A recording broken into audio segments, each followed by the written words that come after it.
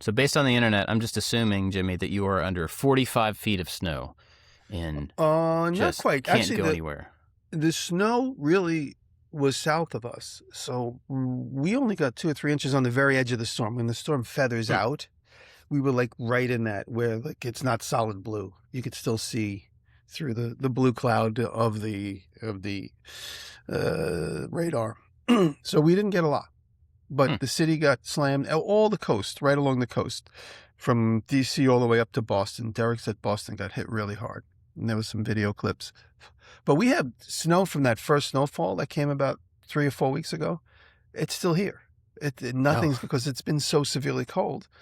Oh, nothing's gone away. A couple of days, it seemed like you could see the gravel on the driveway because that's the thinnest part of the snow, but it's all covered with ice and snow again. Packed snow in the backyard. Every time I go to the chickens, I have to walk through. And you remember we joked a few weeks ago about how I shoveled the path to the chicken coop, and I did. And it's like blown over, like Mount Everest. I watched a couple of deer walk through the yard, and they left a big trail because they were walking in each other's footsteps. An hour later, it was completely gone because the wind and the snow is so cold and like wispy and powdery.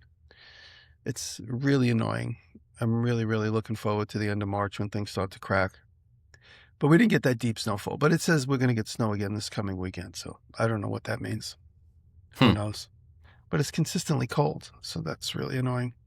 I watched Casey Neistat's new video where he was like in the city and he did like an hourly. And it was kind of underwhelming. Like I don't know. I know videos happen like that, but it was interesting to watch a Casey video and the whole time go like, I mean, You guys aren't New Yorkers, but watching it, I was impressed with where he was. And he was in like very, very, very far away, different locations throughout that video. I was really? he must have spent half the day driving to go to that. You're all in Manhattan. It's 13 by 3 miles, but the inconvenience of driving all the way uptown, and especially on a day when the city shut down. He puts effort in for the shots. He really does. He's everywhere. He's all over the place, which makes his video much more colorful. In New York, do you have to have a license to fly a drone? I was wondering about that too. Oh, no. All that's just stolen. That's all just... You're not allowed to fly a drone. No, I'm saying it's his stuff. He steals the time. You're not allowed to fly a drone anywhere in the city, I'm sure. Okay. You don't license only probably the NYPD are allowed to fly a drone. I'm sure they've laid that rule down by now. Because when he did the genie thing, remember when he did the genie thing with him and the dude, they drove around the city in the genie thing 10 years ago? I remember he got in trouble for that. He talked a little bit about it either on a podcast or somewhere. But as long as you don't get caught, you're not going to get in trouble. Okay. Yes, you can fly a drone in New York City, but it's highly regulated and requires a special permit from the NYPD. Yeah. Surely he has that permit. I'm sure. I mean, that's too much of a risk, right? Yeah. I don't think he does. I mean, for him to be able to get the shots that he wants and the fact that he's like a multimillionaire, yeah, he probably has the permit. What I was impressed with is that the drone worked in that weather. There was a drone shot. We actually talked about that while watching it, yeah. There was a drone shot along the coast in Rhode Island or somewhere up near Massachusetts, and these houses looked like they were blowing over, but the drone was a steady shot. I'm like, they must have got about 30 seconds in the air with the batteries being used on that drone. I mean, they must be in better. And a very large drone that can handle that. Yeah. Right. It's the wind up there is insane. I was trying to see if I could find how much the permit cost. I'm just curious. Anyway. No, but we didn't get slammed. It's in a couple hours you hear the my county is really good with the plows. You hear the plows scraping by all the time. So even if it's really, really snowy out and you go out, it's still fine. You're usually pretty good. I've been going to pottery class every Friday morning for the last several weeks. And really? Last Friday morning... There's a topic. Yeah. I've been going to pottery class. I've finally taken instructions with a very, very skilled potter couple, and it's about 25 miles north of me. So last Friday I left here and it just started snowing, but they live higher up in the mountains. So as I was going up, it was getting more and more treacherous. And you just slow down and drive slower. And then after pottery class was over, all the roads were plowed and salted. So it's very rare up here that you get stuck. Our friend was going to visit last week, and And he called, he's like, how are the roads? I'm like, they're fine. Because we got snow last Friday. It wasn't a big snowstorm. It was just a typical snowstorm. But it's not that bad. Typical snowstorm. So the drone application is $150. Oh. So I'm not really that impressed with your shot, Casey. Sorry. Just kidding. Totally joking. I just thought it would be a bigger deal to be able to fly a drone in New York City. It feels like with that many people. Like a safety. Yeah. When you watch that clip, all I was thinking to myself is, look at all those roofs this drone can get lost on. And he's flying over the roofs. Like, that's one of his best videos is his drone recovery. Are you familiar with this one? Yeah, I've seen it. No. Yeah. I don't think so. Yeah. Well, David, what about you? I guess you didn't get any of that snow, did you? None. We got a little dusting yesterday, but I think it was from a different weather pattern. So I think we're getting above freezing. So there should be no snow on the ground in a couple of days, which I'm really happy about. Nice. We're actually in a drought here in Northwest Ohio. Something about the type of snow that we get is drier. I don't understand science, but we're actually in a drought that could affect farming season later on in the year. Huh. So interesting. I know Florida is in a drought. We have family in Florida, and that's surprising because I feel like Florida is just always wet and humid and stuff. But it rains every 20 minutes in Florida. Yeah. Well, what have you been working on, David? On Saturday, last day of the month, I have a video coming out where I took a cheap Amazon alarm clock, cost $17, and I Picciutofied it. Just gutted it to its pure guts, and made this. I tried to like make it really like industrial design. Dieter Rams. I may have fallen a little short of Dieter Rams, one of the greatest designers of all time, but that was kind of the standard I was setting for myself. And it came out really good. Super happy with it. And then right at the end, my internal thoughts, not in the video, I was like, okay, this is really cool, but it doesn't scream art piece to me. I'm like, what could I do to make this give it a big wow factor? And so I think there might be a part 2 where I actually make it look like make a nightstand and make it look like it's melting into the nightstand, and then replace all the guts with like a Arduino clock where I can have it glitch out but still functional, and make my own little wave file for the alarm sound and everything. So it might turn into a whole sculpture piece. So there might be a part 2 down the road. I did the whole YouTubery thing of like, hey, if you want to see me make a video of this, melting it into a table, let me know. You know when the YouTubers say, if you want to see that video, let me know, even though they're going to make that video anyway. I need some engagement on this video so I can justify the next one. So please. Yeah.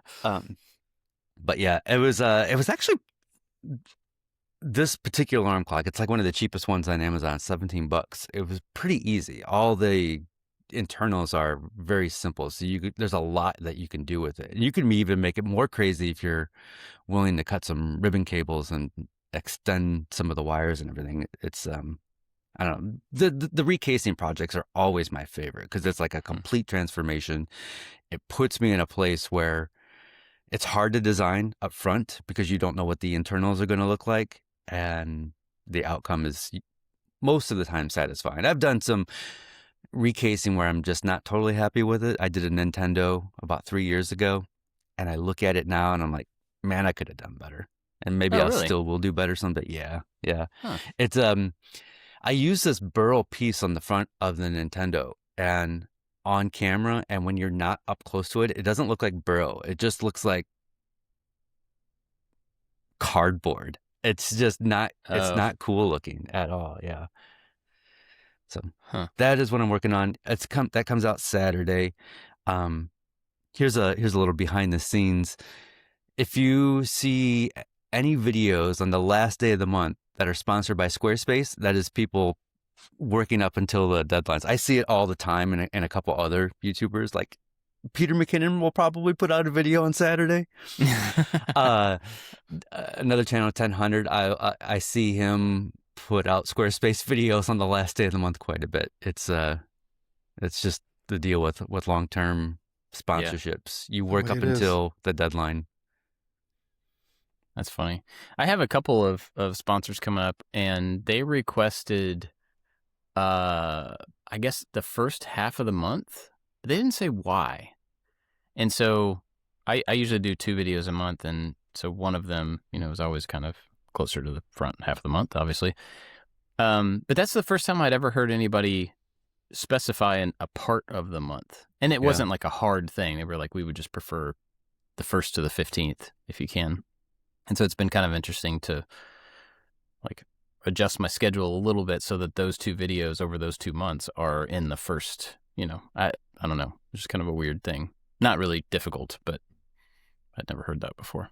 So if I didn't have that hard deadline, I would have to make up a deadline because I would just keep working on the thing until I got it absolutely perfect. Yeah, having get 2 really a tired month. Deadline. You need a deadline. You need to a work deadline. against. You do. Even if it's an obligation. I mean, yeah, the deadline, even you have multiple videos a month. And so is the second one having to get worked on not enough of a deadline for the first one to finish for you? What happens is the way my brain works is it's hard for me to go all in on a project up until we're getting really close to the deadline. So, if I'm doing 2 videos a month for Squarespace, I tell myself I should have a video out by the 15th or somewhere around there.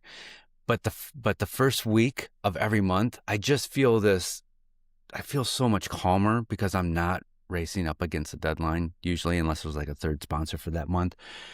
And I just take it easy, and I enjoy. I work on the design a little bit more, or I'm like, you know what, I'm gonna just work on music today, and so then when I get closer to that deadline, that's like, oh, I got to push myself, and then by the end of the month, I'm like losing my brains because I'm trying to get something done. Yeah. Well, Jimmy, what have you been working on? This week started a little slow. I did the ice cleats this weekend, and that was a very spontaneous thing. That's something that's been kicking around in my notebook for months, and I just assumed that it was going to be a reel. So I started working on it Saturday morning, and I thought maybe this will kind of go into what we're going to talk about today, but I thought the process might be interesting. I knew the payoff would be kind of lackluster because I'm just going to be walking in the snow. But I started shooting. I was like, oh, let me make this a reel. And then when I look back, I had at least 15 minutes to tell the story. And then I tightened that 15 minutes up by shrinking a lot of the clips into speed and stuff. And then I had a full video. I was like, all right, whatever. These spontaneous videos I always do fairly okay. And that one in the mailbox, which was so much more involved. But the mailbox, too, was like, I thought about it at the end of the week. That I never even wrote in my notebook. That was just something that came up out of nowhere. And I made it. So these more spontaneous videos for me have become more fun. Like even I have to go away Saturday for the day, and I'm thinking, can I do a video Thursday and Friday and get it ready for Sunday morning? Maybe. I don't know. Let's see what comes up. At the moment, I don't have an idea, but that could change. I did make this week, and I could show you. I made, for my office, I made these boxes out of scrap MDF that were laying around. I just want a maker case. They're basically like business, what do they call those, document boxes? Like a banker box? Yeah, banker box. Yeah, they're the same size as a banker box. And that's usually how I sort my files and my bills and just to scrap in my office. And I would grab an Amazon box and just fill it. Believe it or not, it's the most convenient thing. Just grab an Amazon box, an empty Amazon box, and then that becomes my bill box for the year. So I put 24, 25, and now empty 26 my business files. And I'll probably make more because I broke the file up into various pieces so that actually, this is an interesting tip. I'm going to do my CNC tips video, probably start working on it. Actually, I should have it done this week. So that's really the video I'm going to do, but that'll only be on Patreon until I'm allowed to release it. But my CNC tips video, if you CNC through your image into the table and you have to make a lot of, for instance, boxes, you could then put scrap over the image of, say, the side, and then another piece of scrap over the image of the bottoms. And so that's what I was doing yesterday by just looking on the wall for various pieces of MDF that would fit over these spaces on the CNC table. And I knew if I screwed them right there, I run the machine. Even if I run the whole file, it's only going to cut that piece because that's the only piece I need right now. So I just hit start. It takes 15 minutes to run the whole file, but only 3 of those minutes is going to cut what I want. But I just walk away, come back, and then it's cut. So I was playing around with that yesterday. And I also made, I made the banker boxes yesterday. No video, but I did make a reel for the record album box. Did you guys see the record album box? It was a reel I did Monday. No. I just shot it quickly. We have records everywhere, and they keep growing. I'll go to my mother's house and pinch like 10, 12 inches of records off of the rack. I got probably about 30 feet of records in my house. So I go to my mother's house and I just go through and I grab, all the old Led Zeppelin and all the stuff. I bought all these albums brand new, and I'll bring them up to the house and they just like lean on the wall. And so I made these boxes. They're 5 inches, 13 by 13 by 5 inch inside diameter. And they take 5 inches of records or 4 inches of records. And so you could break up your records into categories and then pull the whole box up and go through it or leave it down there. But it keeps the records from flopping all over the place. And with a big pile of records and 5 cats in the kitchen, becomes a scratching post. So the corners of all my good records are getting. Oh, yeah. So now that they're in the boxes, the cats aren't going to use them as a scratching pile. So that was quick. Those are just, I'm sorry, I got a cough. Just quick maker case videos. You go on maker case and you set your thickness, length, width, and height. And then it spits out an SVG file, and then you bring it to Vectrix, and then you cut out your stuff. So going back to the ice clates, I found that video pretty interesting. So one of my favorite parts of the video is you telling people to calm down in the video when I of walked like, on the floor. when you're walking on the floor. I love that. But I'm reading the comments on there, and there was a few people that said something about hardening the steel. Is that something that needed to be done? I don't think so. I didn't think so With either. ice? Why would you need hardened steel for ice? Well, people talk about, remember I said last week, and the clip went semi-viral, a lot of people reposted it, of waiting to be perfect to get things done. Everything has to be perfect. That's the kind of thing that would keep somebody from being like, well, don't they have to be hardened? Or like when I made my mailbox, I covered the mailbox with a piece of galvanized steel, and I put about 10 tack welds in the galvanized steel. And there was several comments like, well, I thought you can't weld galvanized steel because it's poisonous. It's like, yeah, if I welded it directly under my nose and inhaled while I was welding, I probably would get a burnt nostril, but it's not that big of a deal. So these little things that hold people up from going forward, they're like, well, I can't make ice. I'm not saying somebody would, but I can't make ice cleats because I don't know how to harden mild steel. So I'm not going to do it. These are like little stupid things that you just make it anyway. See if it does need to be hardened. And if you're most likely going to realize it doesn't need to be hardened, just follow through with it. Because the first round is going to be practice anyway, most of the time. That's what I was saying in that clip. But when I did see the few people saying it doesn't have to be hardened, I'm like, I hate to order lunch with you. It's going to be like, is it chicken? When was the chicken made? Like it's going to be those type of people. It doesn't. If I'm standing on ice or if I'm standing on a piece of bent metal, which is going to be the one that's going to keep me from slipping? Yeah, exactly. So. That whole thing right there, that conversation that you just went through is one of my biggest frustrations with YouTube as a platform. I don't know of a way to make it better, so I'm not complaining about YouTube not doing this. It's just when you creatively do something and you put it out, if you're standing in a room with people and you put a thing out and somebody goes, well, what about X? Then you can reply to that person, well, this is what I would do about X. And everybody standing around you also hears that question. They hear your explanation. And it's a conversation, right? And that's how conversations work. That's awesome. I love doing that. I love people challenging things locally, and then I can respond to it. And that's how you get to understanding. YouTube is terrible for that because all of the conversations become these little these little cracks that just go off. Like somebody asks a question, but nobody else hears the question. And so if you answer it, you're not answering it to the forum, you're answering it to that person, regardless of what their intention for the question was. And then you have another person over here that asks the same question, a different question. The comment did come up a few times. And it's just like, it's this splintered thing. And it's so weird. I don't know. That's one of the things that really frustrates me. I think YouTube did have, at one point, they had a video response feature. This is way back, where you could put a video up and then you could make a video response to that people could watch. And so you could follow up on something and be like, hey, this is, somebody asked me this is the answer. Or I did this wrong and now this is what how I would have Instagram done stories is for. Yeah, but like there's not 100% overlap between those people, on the two different platforms. But anyway, that's one of the frustrating things, because I think it, at least for me, that messed up version of a conversation causes me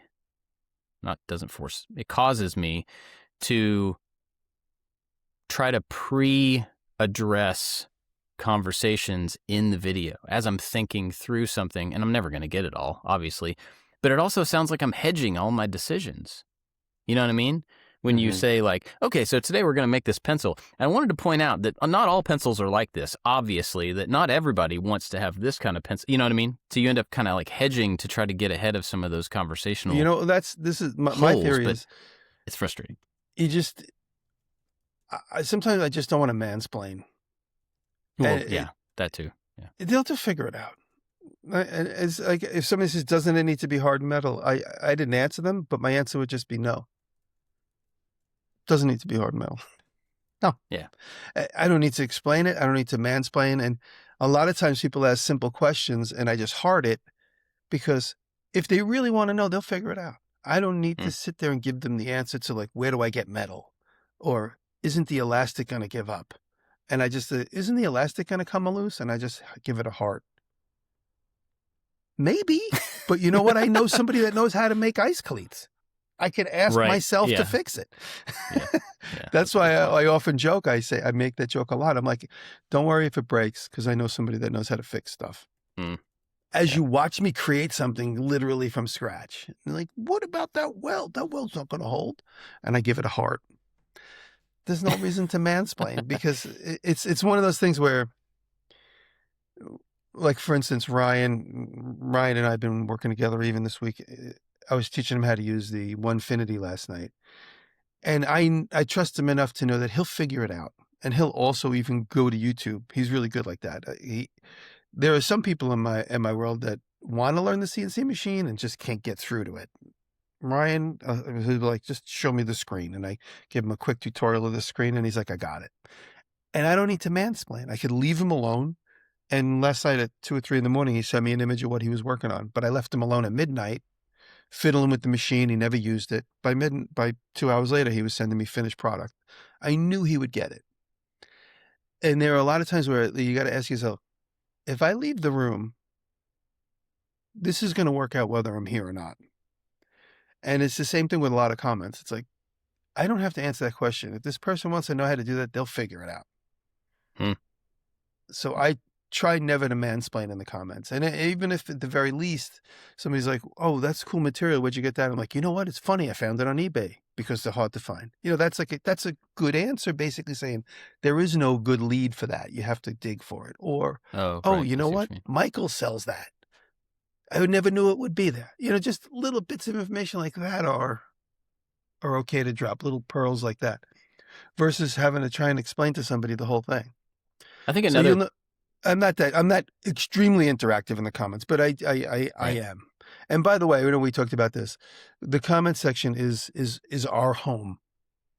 You're invited into our home. So if you're going to be rude in the comments and you're going to complain about getting deleted, you're going to get deleted. Because if you come and whine and you don't like certain things about a video, you're going to get deleted. If you come rude, if you read my comments, when the comments come at me and they're somewhat gentle and they're nice, I leave them.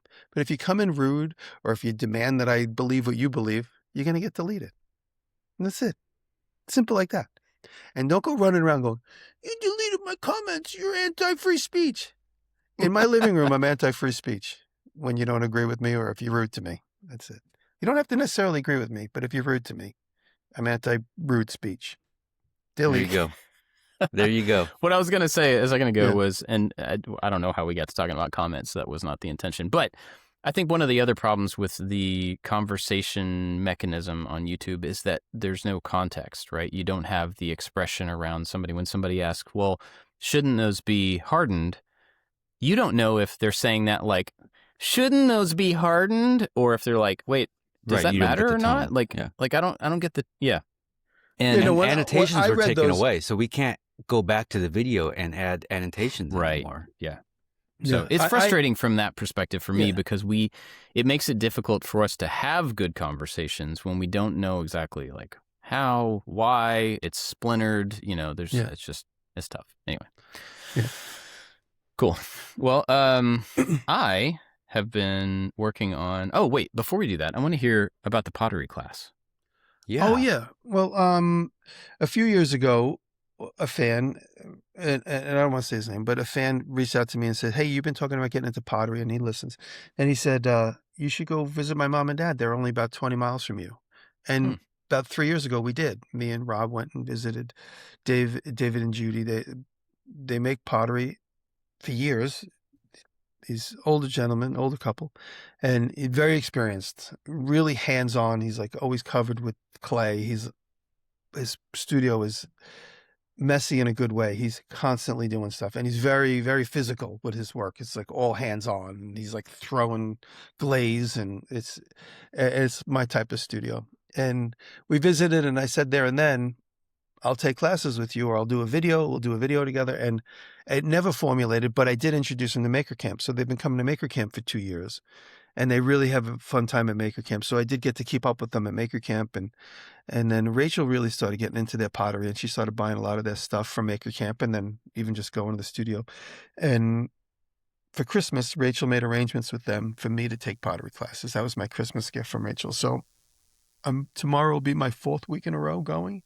And that's why I put up a Instagram clip of me saying Sid Smith Pottery. That's the name of the Instagram, teaching me the basics. And David's been teaching me how to throw on the wheel and basics about glaze and all these things that I'm experimenting with, that I did experiment with on my own in the very beginning, 4 years ago.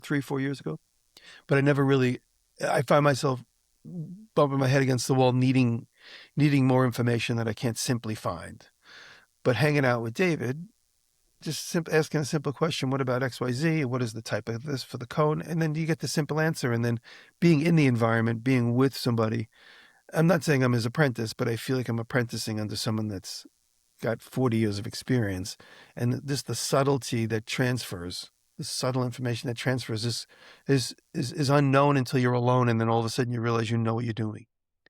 And it's been really, really enlightening. And I'm really playing around with, I went and broke out I got about 50 pounds of clay in various boxes. I broke it out, and I've been experimenting. Last night I was experimenting with laser techniques, and I remade their stamp. So on my Patreon, I showed my patrons how to remake a stamp in clay. And one of my patrons realized I spelled something wrong. So thank you.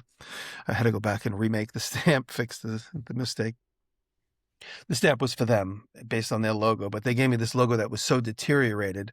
I drew over it in Illustrator, and I misspelled it because I thought an E was an F and an F was an E or whatever. But it's been great. It's been great. And tomorrow I'll probably go and see some of the stuff that we glazed last week. That'll probably be done, and learning how to throw tall cylinders, which is obviously all these skills required. And in the meantime, David has an old pottery wheel. He's like, once it's uncovered with ice, he's like, you take it and you fix it. He goes, I know you could fix it. So I'm going to take that from him. But in the meantime, I've been collecting bits and pieces to make my own pottery wheel in a video. So I've been grabbing online motors and gears and pulleys and stuff. It's not that complicated, but I've been acquiring some of the stuff that I need. So I will eventually do a build where I make a pottery wheel. You can check out my video. Did you make a pottery wheel? I did. Oh, you did? I want to see that. How long ago was that? 4 or 5 years ago, maybe. Wow, I missed that one. Send that to me. I want to see it. Yeah. It worked out pretty well, actually. I mean, there's definitely stuff in there that, could be improved, but it works and we still have it. We don't use it, but we do have it. Have you done pottery? I know your wife does, but are you doing pottery with her? No, I mean, I've done it once with her, like when she was taking lessons from somebody a while ago, and I went with her one time, just got to try it. It was a lot of fun, but it's not something I ever really pursued. Yeah. Well, what I want to do is, and I finally formed a cohesive idea. I've been wanting to make, and by the way, the graveyard house has been completely on hold because it's been sub-zero weather here. It's impossible to work in the weather. And I have an architect doing full plans for the house. So I paid an architect, a proper architect that knows all the codes in the county and everything. And he's an old friend. And I enlisted him. I was like, hey, any interest in this? He goes, I've been waiting for you to ask me. And so he's excited about the project. So Mike is drafting up full plans for the house. We discussed some of the creative ideas that I want for the rooms, because now the bones are basically done. It's time to do the interior and the windows and stuff. And so Mike's working on that. So while he was working on that, I got a crystal. I'm going to make a series of tiles, whether they get put in the bathroom or somewhere in the kitchen, but I'm going to make tiles, and the tiles are going to have graven images, the tops of the colonial tombstones, which this graveyard has several of.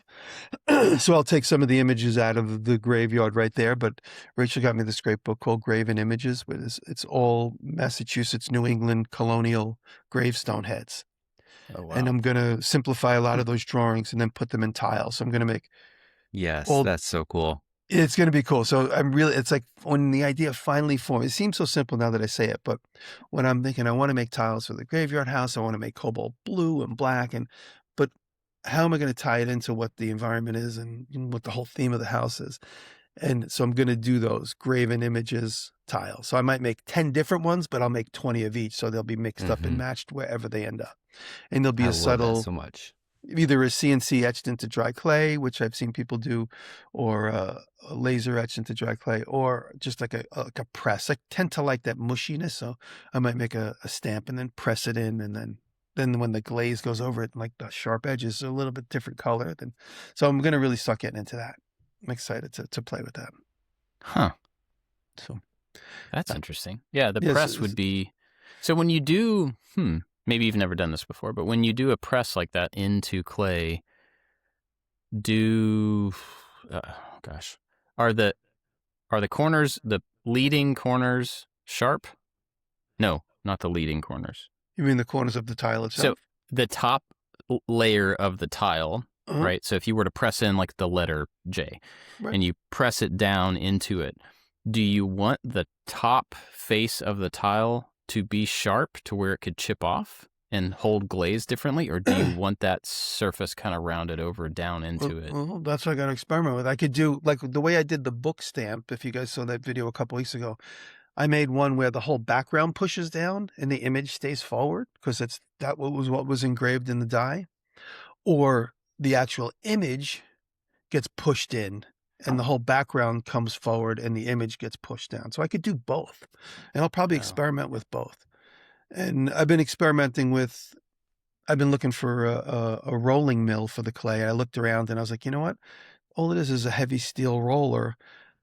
I went to the shop and I got a piece of scrap steel. It's 3-inch piece of solid steel. That's about 20 inches long. It weighs about 60, 70 pounds.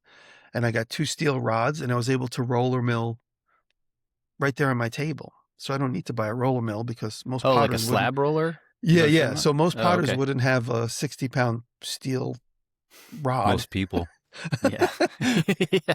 So that's another thing why I'm approaching pottery in a different way. I'm thinking to myself, what do they call that? Creative advantage? There's a word for it. Yeah.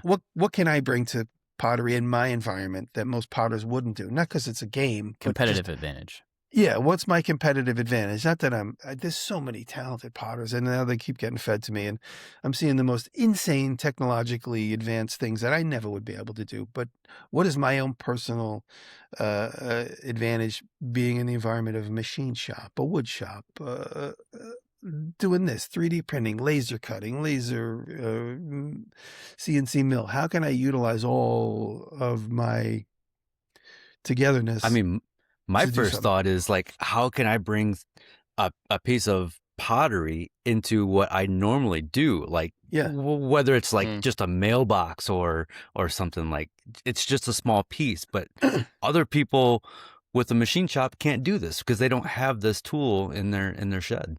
Yeah. So last night I've been looking, so I keep getting all this stuff fed to me, and I keep getting these mosaics fed to me. These guys doing these beautiful mosaics in churches with little crunch pieces of glass. So last night I was like, I want to mimic that. So I did this at the end of the day.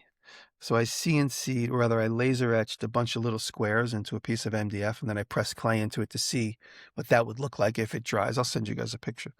And it's just simply just experimenting. And that's when I played around with the roller mill, and let's see.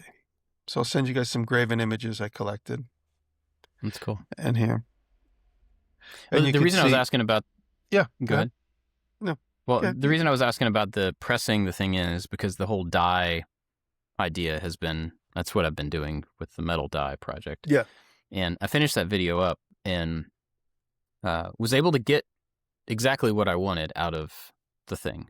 And it was a simple piece. It's basically a triangle with two sides folded up at different angles. So one's a 90 and one's like a 70 or 60 or something, I don't remember.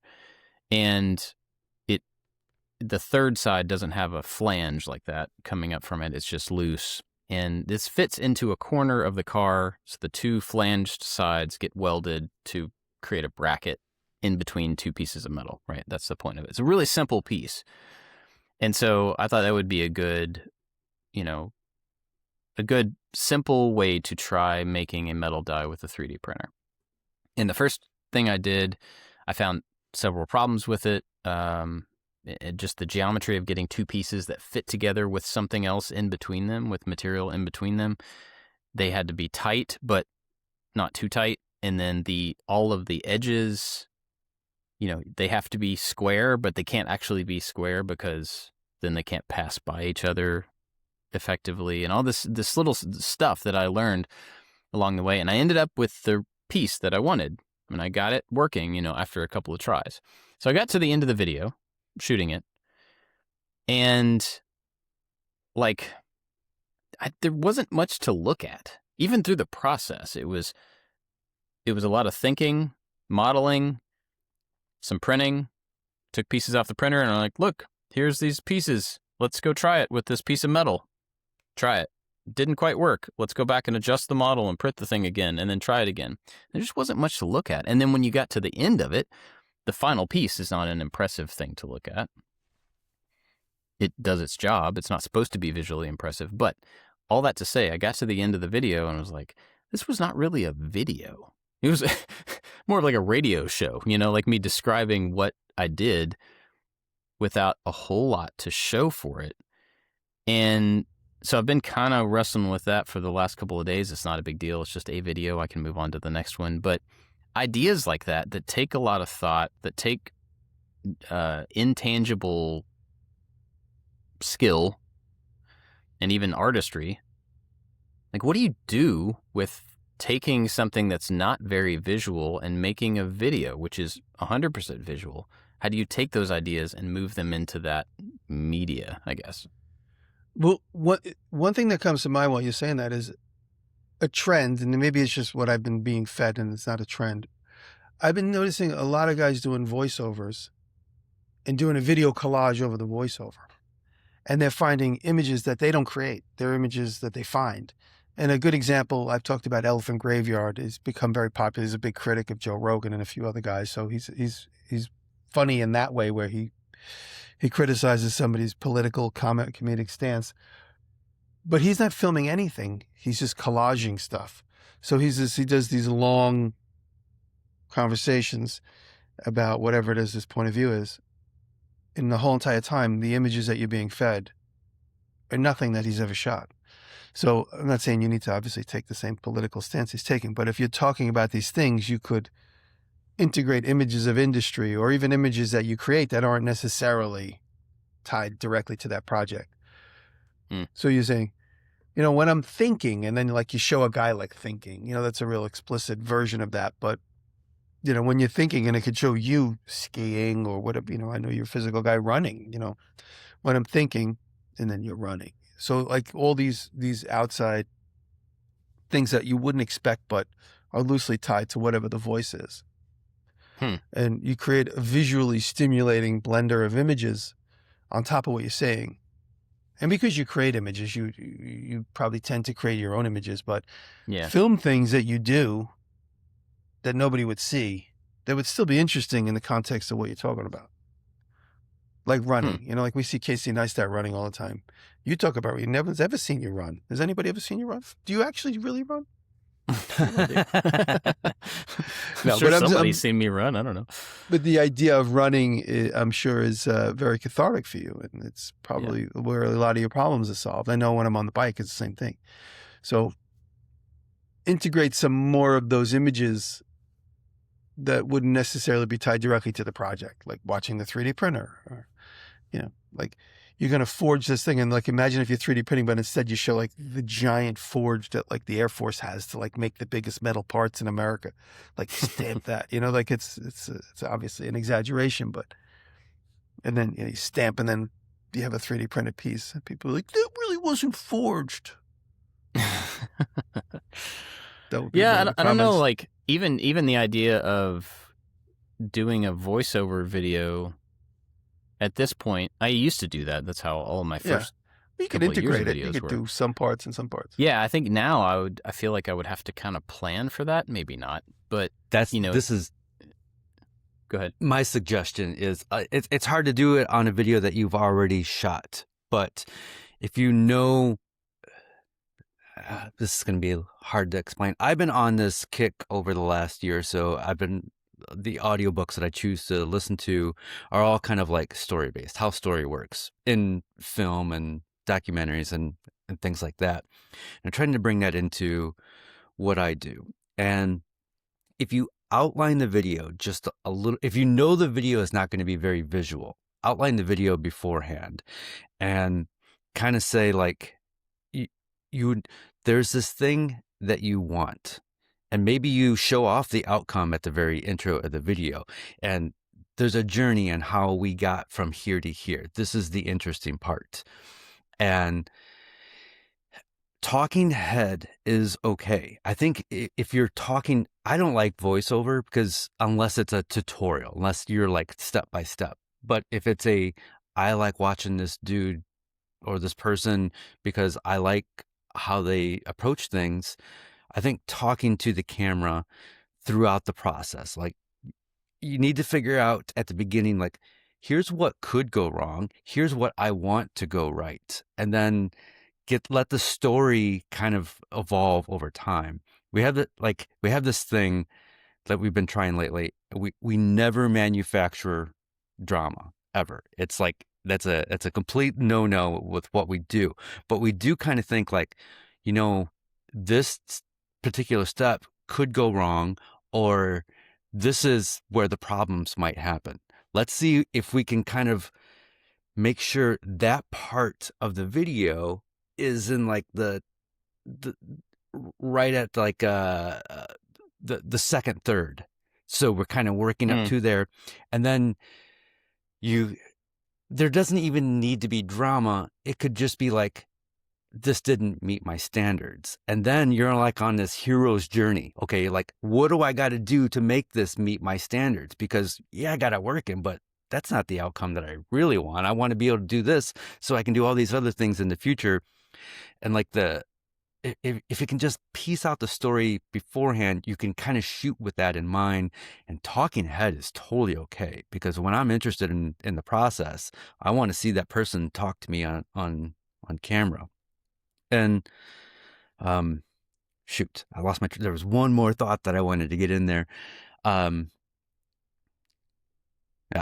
Silly brain. I lost what I was going, but just trying to piece it. Oh, the biggest thing in story is like the best advice for any story is, instead of like, this happened and then this happened and then this happened, try to frame it where like, this happened because this happened, we had to do this. So instead of and, think of therefore, and that pushes the story along and keeps the user engaged because there's like, oh, that affected this. Now this is affecting this. And it's just, it just helps the story, even if it's mostly talking head and there's not a lot of visuals.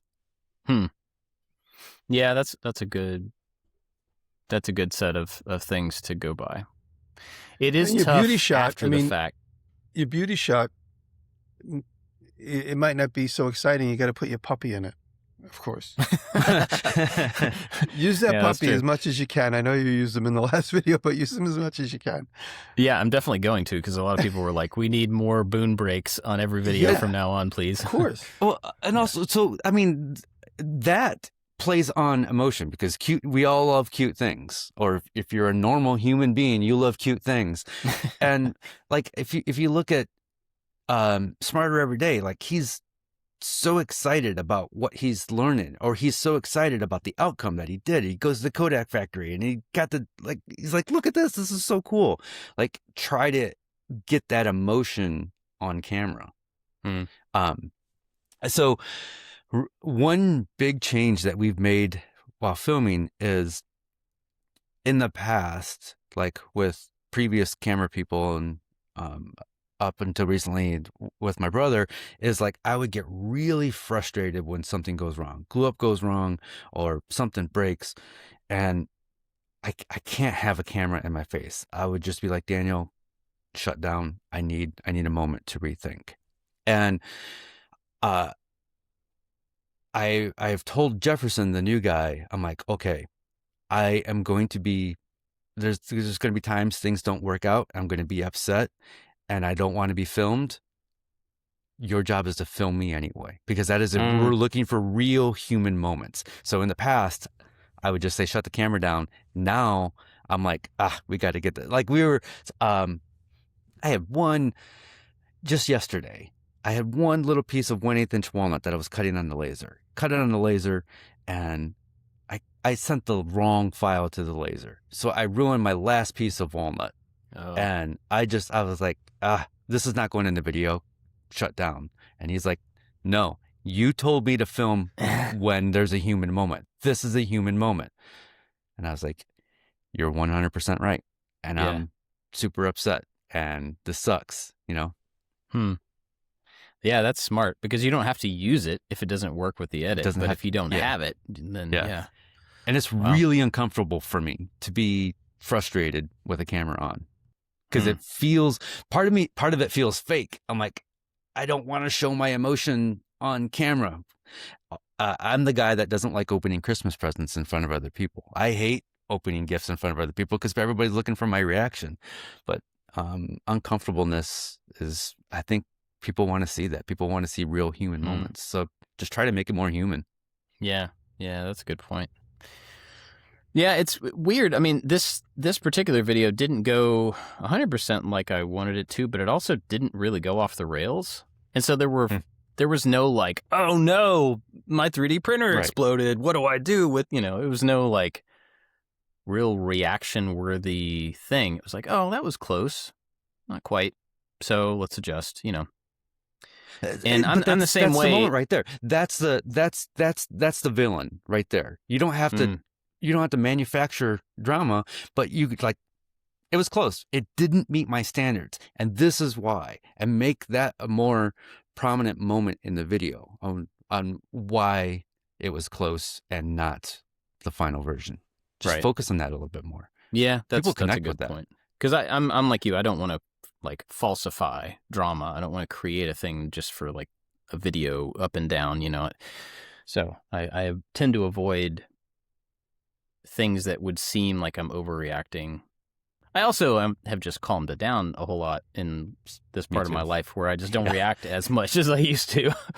I think that's maturity. So, but okay. Well, that's good stuff, man. Thank you for that insight. Jimmy, do you have any other thoughts on it? Maybe less about like, video, but just if you're trying to create something creatively that ends up not being as, it still does its job, it still got to the end goal, but it's not visual in that it's not like visual art. Do you have any experience with just that thing and being satisfied with the output and its performance, even if it's not visually another approach would be to start with it being done, so people expect where it's going to go, versus being like, I'm always afraid of that. I'm always afraid of that, because show people the beginning. I experiment with that sometimes. I'll do a couple of clips of it done in the very beginning. People always like that, and I got to remember to do that more. But especially if it's going to be lackluster, ta-da! But it really suits the technical need versus a visually exciting need. If you show it in the beginning and show an explanation, and then I wish I had the ability to do a good 3D model. Imagine doing a fly-through of a 3D model of the car, and then you land where it's supposed to be. That also helps too, that eye candy. But show it in the beginning and then explain how you got there. And so this video, come with me on a ride. Come with me on a journey. It's the beginning of the Mighty Boosh. Come with me on a journey through space and time. And you get to that result. And that is the ride. The ride is the exciting part. The ride is the experience. So when you get to the end, you go, well, that's it. That's all I have for today. You saw it already done, and this is it in place. This is how I put it in place, and have a wonderful life. Be nice in the comments. People like the process. They really do. Yeah, I think I just, YouTube is so fickle. The final thing, which might not be like this amazing thing to look at, unless you need that to be amazing for the thumbnail, you've already got people watching the video. And so let them enjoy the process, even if the outcome is just, I made this thing, Yeah. Sometimes that final thing needs to be amazing looking for the thumbnail. But if it doesn't need to be that amazing, just enjoy the process and let other people enjoy the process with you. Here, okay, we got like a few minutes, but here's another topic that's tangential. So over the last couple of years, we've been actively changing titles and thumbnails to be less concrete and more, not clickbaity. That's not the intention. The intention is to be an idea, right? Like, I tried this thing, but it didn't work. That's the idea. Not, I tried to make a bookcase and it exploded, right? So I've tried to make them more general to be able to hook people without being clickbaity. And it's not like I'm falsifying what's in it. I'm just trying to make it more general. And even the thumbnail, I try not to show off the final result, because typically, in my experience, if I see a finished item in a thumbnail, I know immediately whether it's interesting or not to me to like pursue. So I feel like I'm going to lose viewers on a video if I show them the final result in the thumbnail. So those are active decisions on our part. Recently, in the last few videos, I've gotten one or two comments, not a lot, but a couple that I've seen that are like, why do you do titles and thumbnails like that? Why don't you just say what it is specifically? There's always going to be people that like, more direct, less direct. I get that. I had this call with a YouTube channel manager person every 6 months or so. They assign me a new person that talks to me and doesn't really do anything helpful. They just talk about YouTube shopping and whatever. This time I asked the guy. You're muted. Yeah, you're muted, Jimmy. I can see your mouth moving, but I was going to say, they basically they have zero experience in doing anything we've been doing for 15 years, and they try and give you advice. Yeah, and all they're really doing is use this feature. Yeah, they're trying to get you to use YouTube features. Like, don't forget about live. Don't forget about, it's like, okay, cool, thanks. Anyway, so I asked this guy in the first meeting, I was like, the last time I talked to one of these people like you, who's doing his job, I get it, but it was not helpful at all, because I don't do live videos and I don't really care about shopping and putting makeup advertisements, like in the top corner, because it's just. And so I was like, if I'm going to spend my time and your time together on a monthly basis, I would like something concrete that I need you to research my content and give me something I can improve. Right. So one of the things that move to another job by the end of the phone call. That's the problem. Well, so he read this thing back to me that was obviously like a generated summary of my channel, because I could see him reading it on the screen. He wasn't trying to hide it or anything, but he was reading back this feedback. One of the things it said was viewers are asking about, I can't remember how he said it, but basically viewers are asking about why your titles are not more direct to the content. Now, I've only seen this comment like a couple of times in the last few videos. Now, it's possible that I haven't seen them all because I don't always read every comment. But I was really surprised that came up in the summary as like big enough, important enough for me to like, oh, well, maybe we are doing something wrong. So for this last video with the doing the siding, we did titles and thumbnails. You can do 3 at a time, and then we're testing them, right? And so they were all kind of general, non-specific about siding. It was just about like the last stage of this thing, whatever. And then it picked one of those titles and thumbnails, made it the final thing. And I went back and said, hey, why don't we go ahead and do another test and make 2 of these more direct, like about siding, about putting up siding as the title. And so then we ran this other test, and the original general title and thumbnail won out twice. This is 2 separate tests. It did better than the really direct things. So that put us like I was just really confused, because when it comes to that kind of feedback, somebody's asking for more direct titles and thumbnails. It sounds to me like maybe people are overwhelmed with the general clickbait-driven, I just need your attention kind of thing that we're all kind of forced to do. And maybe people are overwhelmed with that, and they want a more direct, this video is about this action or about this result or about That's this. Usually, I always tend to go that way. But then when I tested that against just one video, I tested that against the audience, and it lost.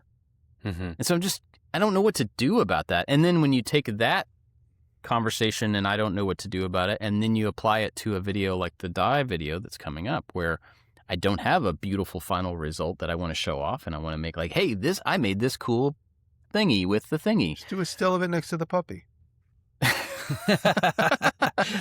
It's just a weird, I don't know. There's no answer to any of this stuff. But, I think a lot of people who don't make YouTube videos are confused as to why we choose to do certain things with titles and thumbnails and process and, exposition and all this stuff.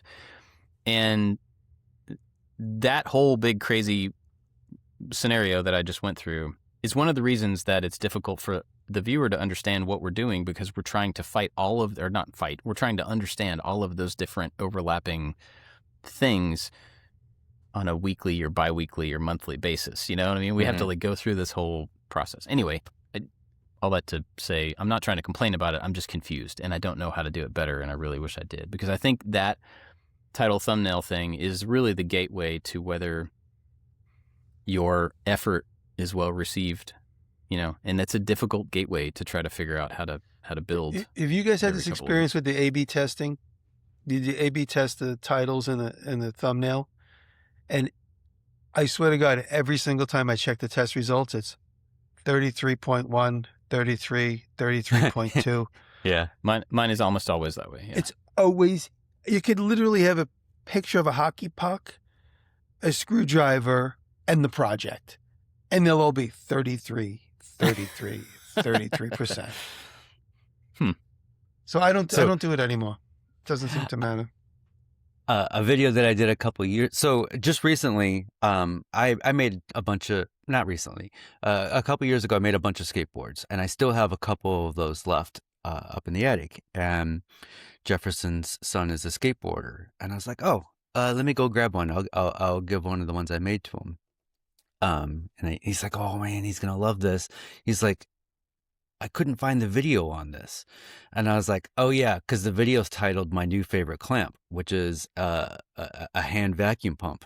And the video did very well because the video is titled My New Favorite Clamp, which is a vacuum pump. And there's not a skateboard in the thumbnail and title because that wouldn't be watched because that group of people so narrow. And when you create those little curiosity gaps, they work. It's like you have to click on it. You have to know that thing.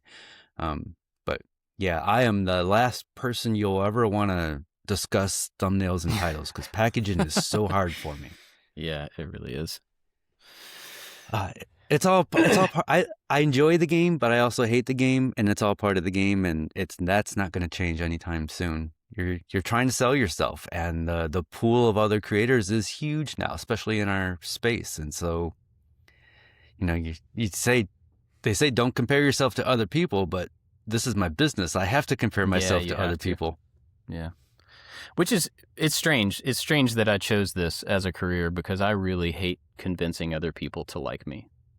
And that's what it feels like we're doing. You know what I mean? It feels like not like me, but like, yeah, I don't want to have to convince, and I don't feel that I need to generally convince somebody to like something that I've done or to pay attention to me. That's just not who I am personally. And so the fact that I have to willingly do that for my job on a regular basis is very uncomfortable for me. So, but I'm not sure. You make you make amazing content, and so there needs to be more people like you. I don't want to watch sensationalized stuff. I don't want people saying, "Hey, look at me." And I used to be that guy, and I think I'm a little different now. I'm a little bit more calm. But yeah, more people I thought like of you, something Bob. funny. This career is like magnet fishing. You literally throw a video in the lake and drag it across the bottom, and whoever's interested is interested. Occasionally you pick up like an old rusty nail. You got to pick it off and throw it back in the ocean. But that's basically what this is. We're magnet fishing with our ideas. We all need to just consult with Drew Witt before making any video. He's really good at what he does. He is very good at it. He needs to start a thumbnail firm. Yeah. Any other thoughts on this? Sorry to add another ramble to the end of the show. I hate talking about behind the scenes YouTube stuff, especially for like a whole episode. But like it's so much of what I do. It's so much of what I think about every single day. It's hard not to talk about it. Yeah. I think people understand. We try to not talk about it every episode, but it is going to come up. Cool. Well, I want to thank our Patreon supporters for giving us the opportunity to talk about this stuff and other stuff on a regular basis. We are really grateful for everybody over there, especially our top supporters. They do more than they need to do, but we're really grateful for that extra effort and support. That is Works by Solo, The New Janky Workshop, Scott at Dad It Yourself DIY, Rich at Low End Design, Pete Rondo, Odin Leather Goods, Nick Ryan, Chris McCormick, Chad from Mancrafting, Albert's Woodworks, and A Pretty Big Deal Inc. But also people like Paul Siriani. Thanks, Paul, for the support. Paul's been supporting for about 2 years now. And there's a lot of people that support us, for $1 an episode or whatever. And that's amazing that we really appreciate every single bit of support. And everybody at every level gets the after show, which is a separate podcast from this one. It's just continued conversation. There's usually future stuff and secret stuff and whatever stuff. I need help making a decision, and we'll discuss it in the after show. Oh, cool. Well, I have car drama to tell you about. All right. Oh, all right. Yeah. That's going to be in the after show. It's not. Anyway, if you want to get the after show, you go to patreon.com/makingit, sign up at any level. And then you get a link there up in the top right that you can add to your podcast player. You can listen to it directly on Patreon as well. You get links to the video show. So go over and help us out. Support the show if you like what we do. And if you don't want to support the show, tell somebody that you think would like the show about the show. That is also awesome. Because the more people that listen, the more people are kind of a part of the group of the community, the people that, that listen and know each other and all that. It's a really cool group of people. So you can expand that just by telling somebody about the show. All right. Do you guys have anything to recommend? I do not. I have nothing of note that I just looked through my, I watch a lot of Professor Dave Explains. I talked about him a couple of weeks ago. He does these debunking videos with flat earthers, and his most recent one is about the guys that don't believe the lunar landing was real. And he's extremely smart. He's a college teacher. And when it comes to chemistry and history, he's extremely smart. And every other video is just a general lesson. Like actually, he just posted a few minutes ago, Latin vocabulary, and he talks about Latin vocabulary. So he goes through just real history lessons and real, very specific moments in space and time about lessons. And in between the fun stuff, he always says, he goes, my debunking videos get the most views, so I do them every couple of videos. And he's got a really snarky personality. He's very abrasive, and he's very curt, and he's my type of person. He really makes me laugh half the time. But Professor Dave explains. You'll enjoy it.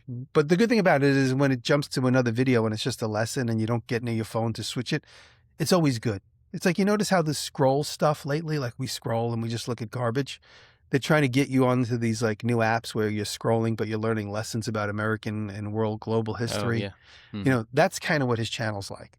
Even when the debunking videos, he's dropping thousands of pearls of wisdom in between him smashing somebody who deserves it. So check out Professor Dave Explains.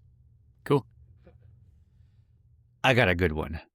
Bob, you're going to want to subscribe to this. This is called Root Kid, and unfortunately, he only has 4 videos. But it's basically artwork, but with electronics. And they're bonkers. And he doesn't get into any how-to. It's just like, there's this thing that I want to make. I'm going to make it. It has custom PCB boards made for this stuff. They're ridiculously thought out as like thought pieces type things. And the videos are really short. I wish they were longer. This channel is going to have 1 million subscribers soon because they're just so cool. Awesome. That sounds cool. It's a good one. I watched all 4 videos the same night as soon as I discovered it. I'm okay. Like, Gotcha. yeah, this is good. You get a lot of views too. Yeah, his last one's close to 1 million views. Wow. So I did watch a video the other day. I forgot about this one. And I didn't finish the video. So I don't know exactly how it ends. But it's by Jesper Makes, which I wasn't familiar with, although I feel like I should be. Yeah, maybe I was and don't recognize the name. Anyway, the video is called Why Woodworking YouTube Feels Different Now. Yeah. And it's him making something. It's an interesting one because it's him making something and then voicing over the video of making something, talking about an entirely different subject. He's talking about how YouTube woodworking has changed, why the video pace and coverage is different than it was. And he talks about it in like a 5-year span, which is really interesting. You know, from his perspective, that's a long time to be on YouTube doing woodworking stuff. Well, working and on from 15. our perspective, it's like we're a generation back from that. And I know there's people that are a generation back from us who have been doing it, like Mark have been doing it for way longer. So, but it's interesting hearing somebody else's who's newer than us to it already seeing that change over their career about how things have had to change to be sustainable and everything. And so it's an interesting, you know, he says a lot of the things that I think we think or notice, but maybe don't ever, I don't get the time to actually think through and like, oh, that's why this is this way. Oh, this is, you know, that's why we do that. So go check that out. Anything else for the week? Cool. Well, thanks for hanging out with us, everybody. Thanks for listening. Thank you. And, Thank you. We'll catch you next time. Thank you. Love you.